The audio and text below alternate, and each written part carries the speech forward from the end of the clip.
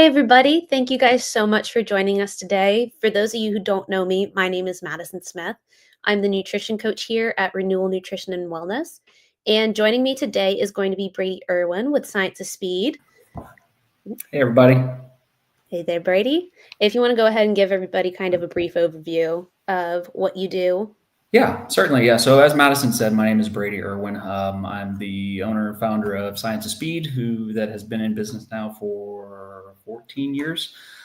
We work with athletes of all levels, so cyclists, predominantly cyclists, runners, and triathletes. And then in the last 8 or so years, we've delved more into the motorsport world as well.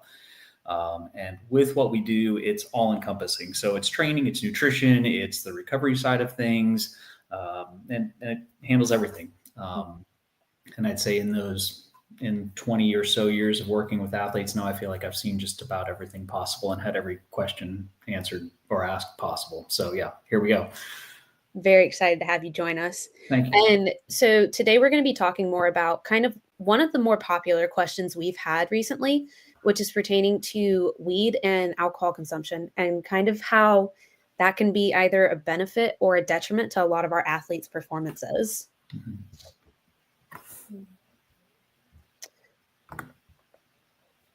So we're looking at this specifically on athletic performance and muscle growth, and kind of an overview of what we're doing is looking specifically at what the breakdown of weed is, which is THC and CBD, then going into alcohol, kind of like what the implications are about both of these things, and then possible alternatives, and is it reversible? Some of the things that we're going to discuss, is it permanent, is it long-term, and how can we go about fixing it? Perfect.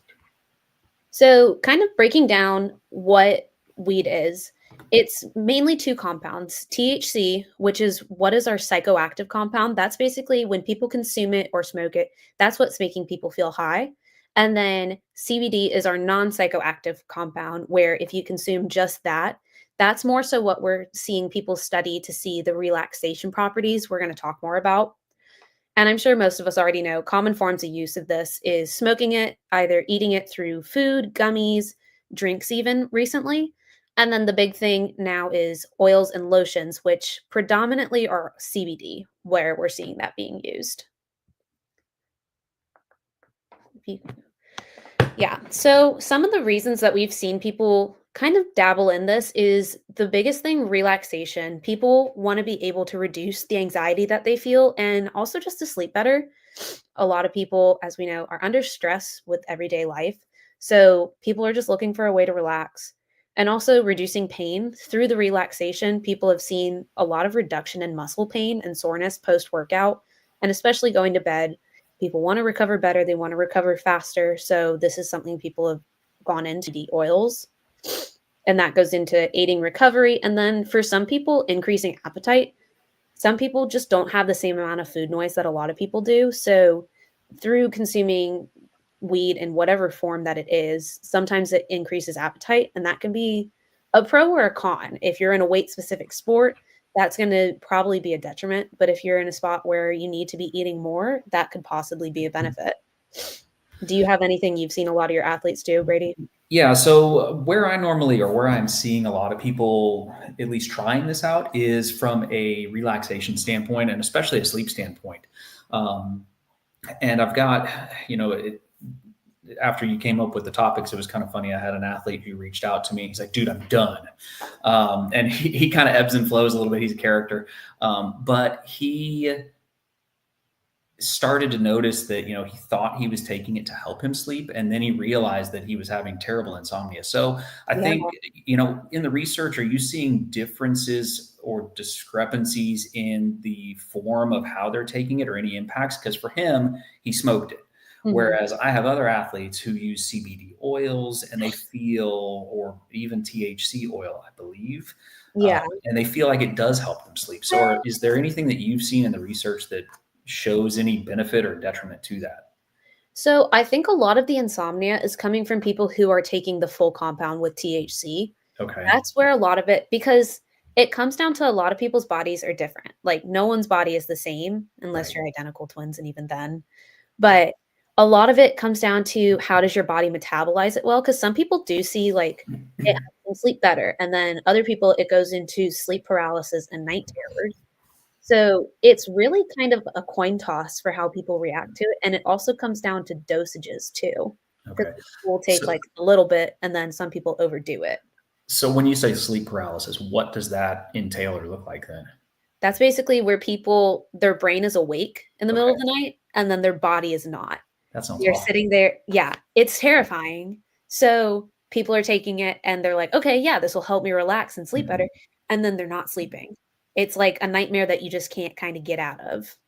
So then with all of that being said, I would assume from a couple different aspects, there's two different variables. One, is there really a way to measure or accurately state the dosage rate of a lot of these medications? I'm assuming there's probably not a standardized system in place yet. Not yet, not from what I've read, because a lot of places still haven't fully legalized it.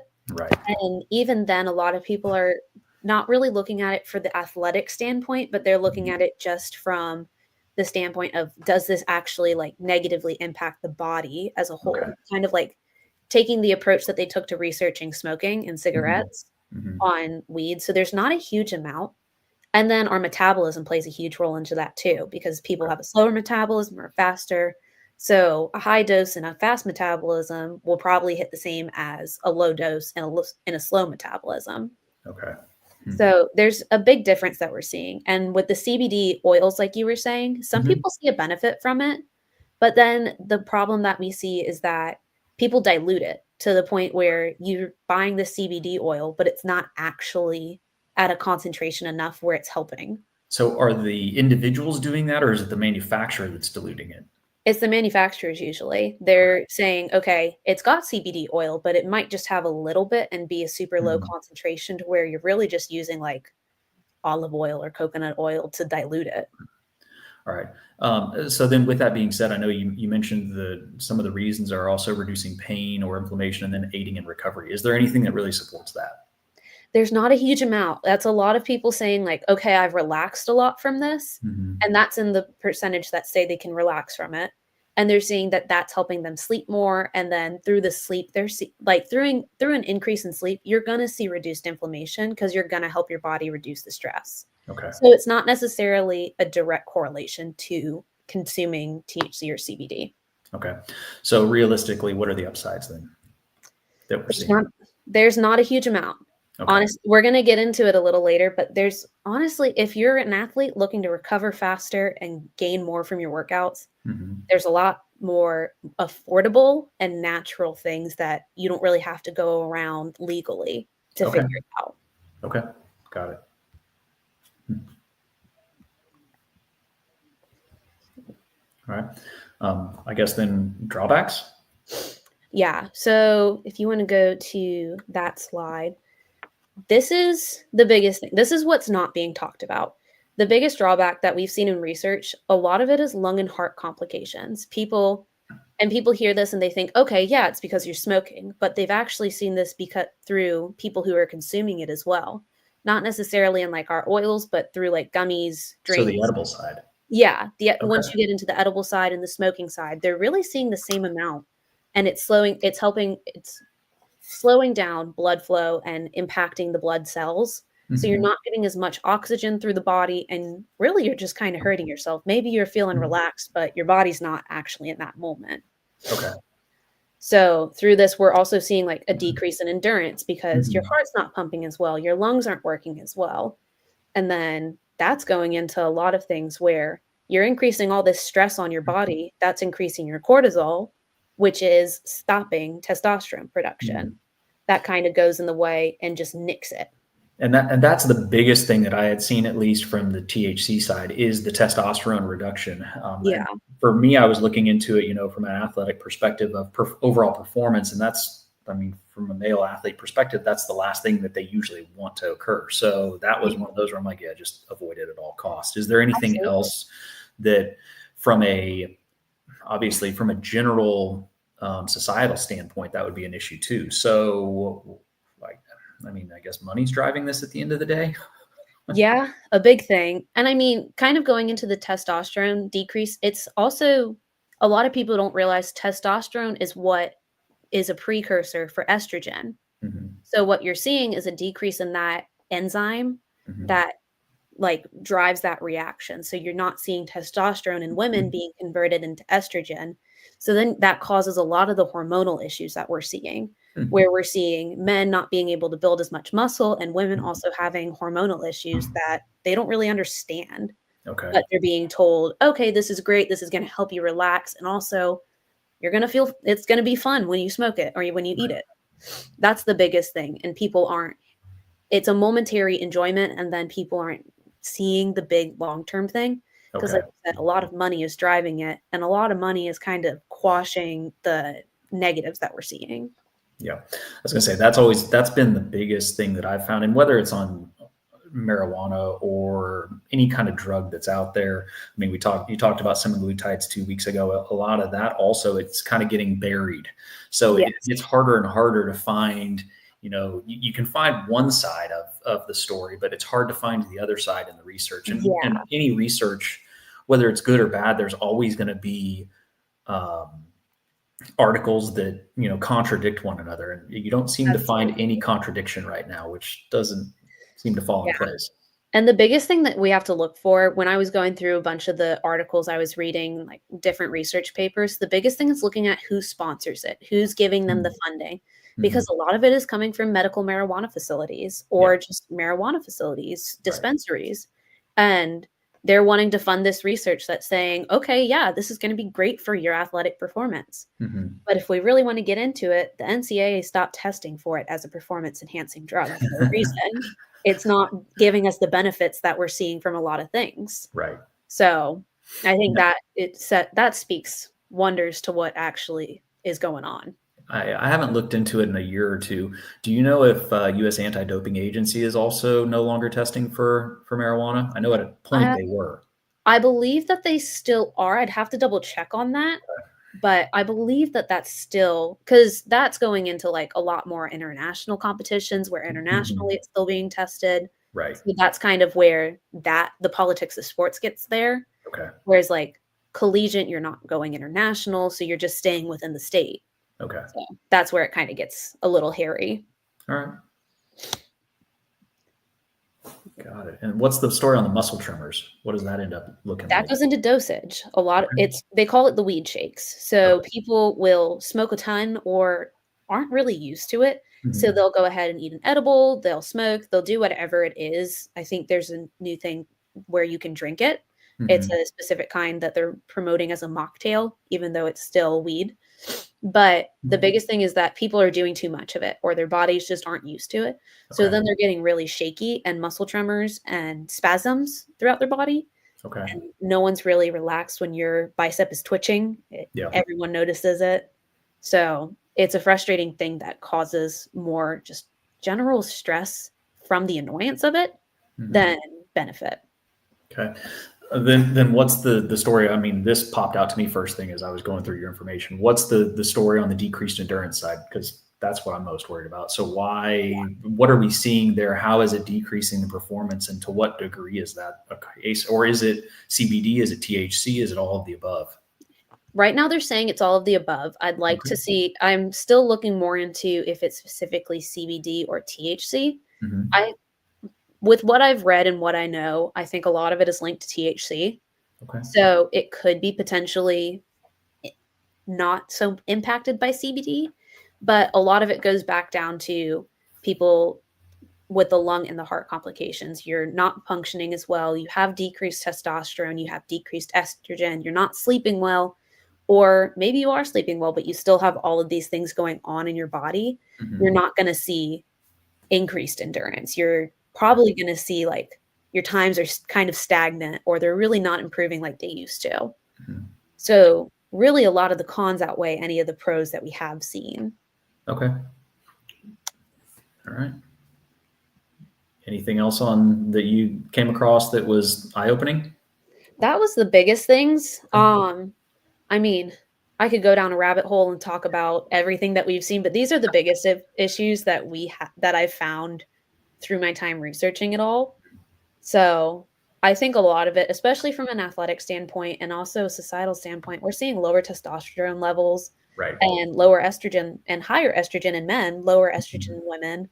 And we're seeing all these hormonal issues coming out where people don't know what to do.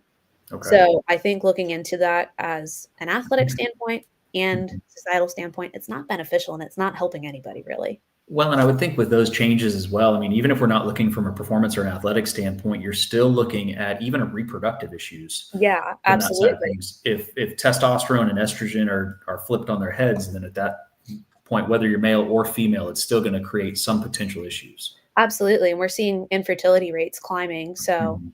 we're seeing diets tank, we're seeing increased usage of pills, drugs, whatever it is to fix it, but we're not actually fixing the root issue. Okay. So that's the biggest thing. Okay. Well, now I guess we need to go on and you need to ruin my glass of whiskey this evening with alcohol, No. huh? Well, All we right. do So need to talk to me a talk little bit about about the alcohol side, if you would. yeah. So we all know what alcohol is. It's our wines, it's our beers. We all enjoy it. We all like to have a glass, and it's really social. Like, there's not many times where you go out to dinner with a friend where people aren't getting a drink. Mhm. So, kind of getting into the big impact, we already know like there's already a limit to how much people can consume. We already have our blood alcohol levels, we have limitations on age, but we don't really see exactly what is pushed. We just know, okay, alcohol at a certain point makes you drunk, but we don't see, okay, I'm feeling like you wake up the next morning, you're hungover, but what's Mhm. actually happening in your body? And what we're seeing, again, this is from more so the athletic standpoint, but we're seeing, sorry, that should be a decrease in muscle protein synthesis, Okay. where muscle protein synthesis is what is breaking down the products in your body to build up more muscle and make them stronger. And that's what you're hoping to increase through your workouts. You're Okay. seeing that build and you're seeing the growth in your muscles. That's why you're sore because your body's rebuilding. Mhm. So through alcohol usage, we're seeing that tank. Okay. And through that tank, we're also seeing, like we were saying with weed, we're seeing a decrease in Mhm. testosterone and we're seeing Mhm. an increase in estrogen. And that's due to our increase in cortisol, which is our stress hormone. Okay. When you say tank, I mean, how significantly do you remember how significant some of that data was? They never, a lot of places don't give like a specific number. Mhm. A lot of different facilities measure the decrease in rate, but they don't necessarily say it. They say it's a significant decrease, which Okay. research wise, if it's not significant, it's not really something that can be reported. Right. So it depends on the person, it depends on the amount that's being consumed, Mhm. and we'll kind of talk about it later. It depends on your genetics and your external environment. What are Okay. you eating around that?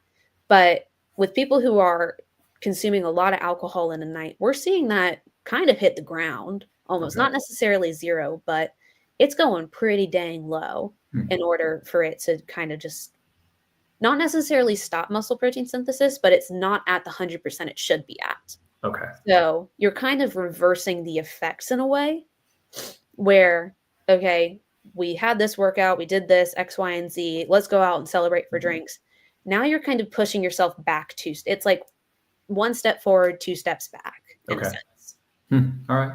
And then that's putting a lot of stress onto our bodies, which is increasing our cortisol. We're getting Mhm. this negative stress on our body, which increases this hormone. Mhm. And then that blocks our production of testosterone and the conversion into estrogen. And also, it kind of does an opposite effect. In a lot of women, it decreases our estrogen, Okay. and in a lot of men, it decreases testosterone, but still builds up estrogen. So there it's still like a funky thing that needs to be researched more because it's like some pathways through the body, it'll boost testosterone in Mhm. women, it'll decrease the estrogen, or it'll decrease the testosterone and increase the estrogen and increase that conversion. Okay. Yeah. All right. Got it. So it's really the main takeaway from this, we're seeing less muscle growth. We're seeing decreased testosterone in our male athletes, and we're seeing a decreased estrogen level in our female athletes, which is what we need again for those hormonal functions that continue to fuel muscle growth and recovery from our workouts. Okay. And then so in those, so in the female individual, when you see the decreased estrogen, is there an increase in testosterone as well for them, or? Not necessarily. You're Okay. seeing kind of the cortisol cut off that pathway in general because you're not Mhm. really getting your testosterone produced. You're Okay. not really getting estrogen from that Mhm. conversion. So we're Mhm. seeing estrogen lower, and we're seeing a lot of the hormones in the female body just go haywire because that's our main regulating hormone. Got it. Okay. Hmm. All right. Very good. So, like we talked about, a lot of the common reasons for use, it's social. A lot of people say, "Okay, before I can go out to this event, I need to calm my nerves." So, it's being Mhm. used to decrease social anxiety. It's being used when you get home from a long day of work and you wanna relax and you wanna sleep longer. You wanna Mhm. go to bed and you wanna have a full night's rest, but you got that anxiety of what the next day is holding, so you can't really go to bed. Yep. So, yeah. Okay. Have you heard anything different from any of your athletes? No, that's the majority of it. In the cycling and even in the running world, it's really common. You know, you get done with an event, you go out and you have a beer with Yeah. everybody, and it's a social interaction. Mm, So I think that there comes a point where it's, what is the overarching goal? Is it the recovery side? Is it social? Because as we know that all of those correlate and they go hand in hand. And if you don't have the social side, then you lose out on other aspects of life as well. So, absolutely. I think one of the biggest questions, and I see it myself, and I've actually tracked, so we can talk about this a little bit. Is, you have a drink, and then, or several drinks, 2, 3, whatever it may be. The older I get, the more I feel like one or two actually has an impact on me at Yeah, 2 a.m. And you wake up and you're like, man, I'm hot and I feel awful. And then you're awake for 30 minutes to an hour, and then you finally drift back to sleep. So what is it that you know of there that just happens physiologically that is creating that? yeah. So around 2, that's probably typically people are like, "Okay, I've had this drink around, let's say 9 o'clock, 10 o'clock at night." You've Hmm. had that drink, you've had your dinner as well. So you have your glass of whiskey, let's say, Yep. and it goes into your body, and your body goes, "Okay, this" your body processes alcohol like a toxin. It Hmm. has because alcohol is ethanol, which is the same thing that's in our gas. We use it for fuel, but Hmm. your body processes that as a toxin. So, that goes into your body, and your body's first line of defense is, "Okay, we need to get this out of our body as quickly as possible Yeah. and get rid of it."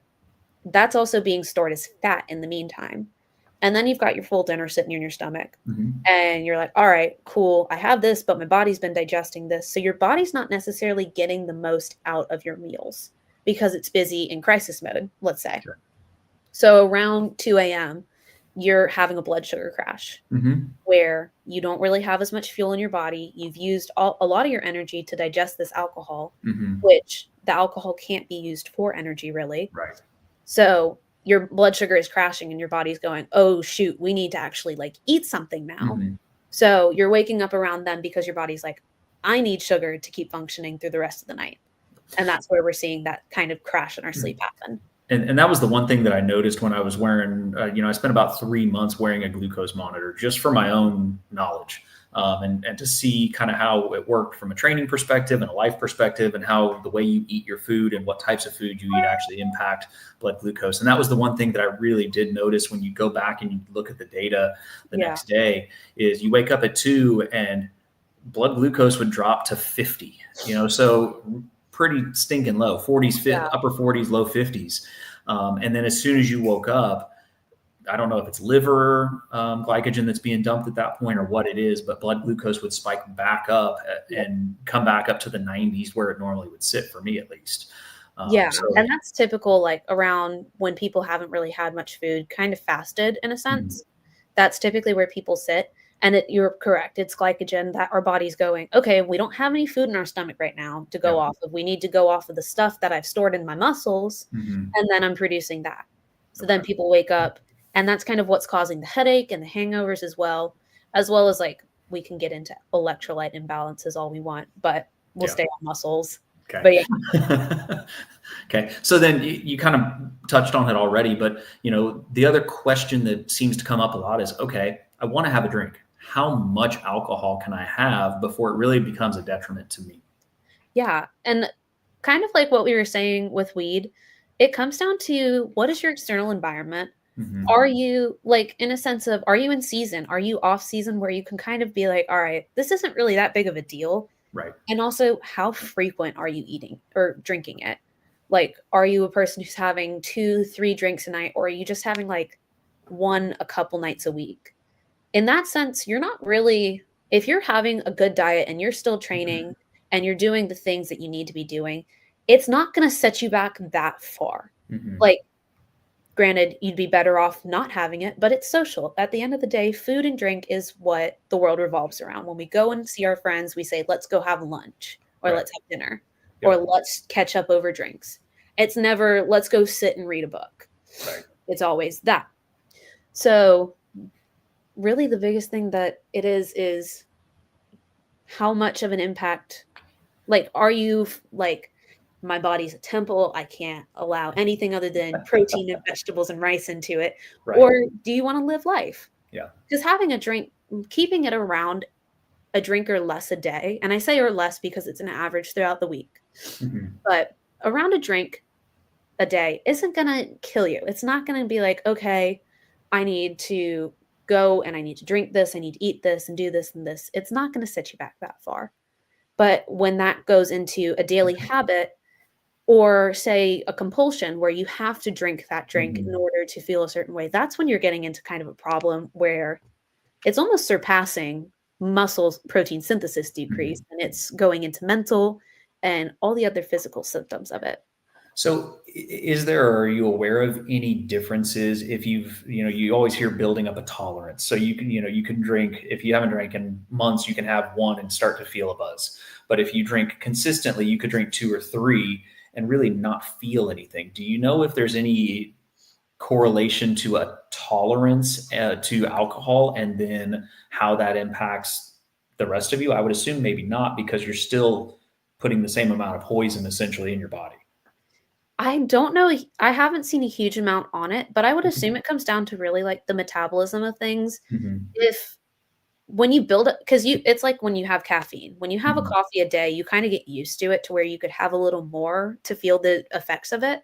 Yeah, you can have your noon coffee. That's Yeah, right. and then it becomes a staple, and then you have a Mhm. 6 o'clock coffee, and you go to bed Exactly. right afterwards. Yep, exactly. So, you can build up a tolerance, but that doesn't mean it's not having the same implications. Okay. Like, I could probably have 2 drinks, and then, someone who drinks ultra frequently could have 2 drinks, and Mhm. we're gonna act differently because our metabolisms are probably different, and also I'm probably not drinking the same thing Mhm. frequently.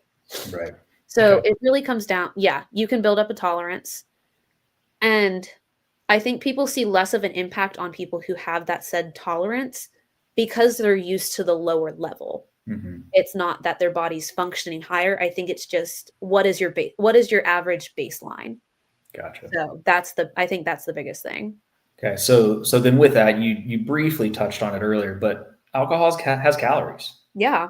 So, kind of touch on that, how that, if we're a society that's constantly in a diet trend, it feels like, or a fad Yeah. of some sort. So, from an alcohol perspective, how does that work from a functional aspect? Does it do us any good? How many calories are in alcohol? Give us some insight there. So, kind of to give you context, for a carb, which has been villainized throughout the They're past so years, delicious. they're great.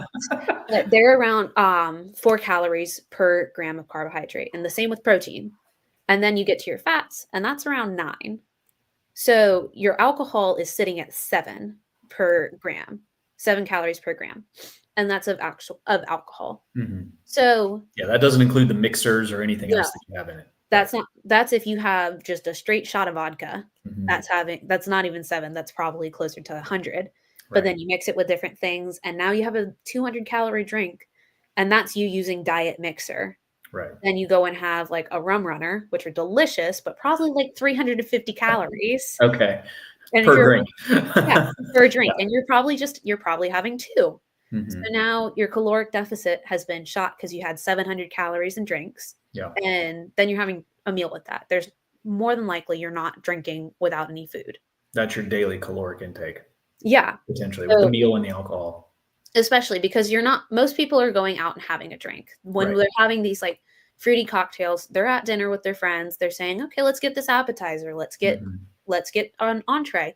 Maybe let's get dessert. You've already had around, I think, honestly, lowballing it at around 1,500 calories Okay. when you're probably supposed to be around 1,700 calories in a day for your deficit. Okay. So the biggest thing is it comes down to your goals. If you don't care about your weight, if you don't care about losing weight, it's fine. Also, having a drink every once in a while trying to lose weight isn't going to cause you to gain 5 pounds of fat. You're probably going to weigh yourself the next day and see more weight on the scale, but that's a lot of water weight. You need to have a ton of excess calories to build up that fat, if that's making sense. Okay. So now that you've made me sad about my drink tonight, what are some alternatives that we can look at? So I think it depends on what you're looking for. If you're looking Okay. for relaxation, I mean, a drink every once in a while is not bad. Like Yeah. it's enjoyable. But if we're looking at our alternatives, our tart cherry juice, pure tart cherry juice, not Mhm. like what is it, ocean spray, Yeah. where we're seeing a bunch of added sugar. But tart cherry juice helps with our melatonin production, which is what helps us go to sleep. We've all probably taken melatonin gummies or something at one point. So taking tart cherry juice helps produce that naturally in your body. And then you're increasing your sleep. So you're going to help with your recovery. You're Mhm. going to be able to sleep better. You're going to go into deeper sleep as well. And while you're sleeping is when we're using a lot of our fat stores. And that's where a lot of that muscle building is happening as well. So we're seeing muscle growth and we're seeing fat loss and we're seeing better sleep for tart cherry juice. Well, and even with the tart cherry juice, they use that and beetroot juice kind of simultaneously from a Absolutely. nitric oxide production, which Mhm. is supposed to help with red blood cell production. So, from an endurance perspective, that's awesome. Absolutely. And it's like if you're smoking, if you're taking an edible, doing oils or drinking just to relax and to help with your recovery, Mhm. one tart cherry juice for a bottle that's going to last you 2 weeks is $8. Got it. For like good quality tart cherry juice, it's $8 and the Mhm. beetroot juice is probably 6. Yeah, it tastes So bad though. it does. If you Tart mix cherry it, juice does not, but the no, beetroot juice, it's like chewing dirt. It's pretty yeah. rough. But if you mix it with some orange juice, then it's a fun drink. Okay, got So it. you can mix them together and get the benefits of your vitamin C with all of Okay, that. all right.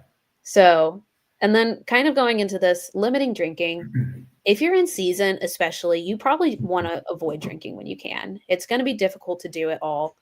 And you're going to see more benefits from your tart cherry juice and your beetroot juice and water. That's the biggest thing is we're not drinking water. I'm guilty of it too. Yeah. The amount of times I have to sit and chug a glass of water to get in some. Mhm. It's a hard thing. So, also magnesium. People have been going on about our like sleepy time mocktail, and Mhm. it's mixing tart cherry juice with magnesium. The biggest thing is it needs to be magnesium glycinate, not magnesium citrate.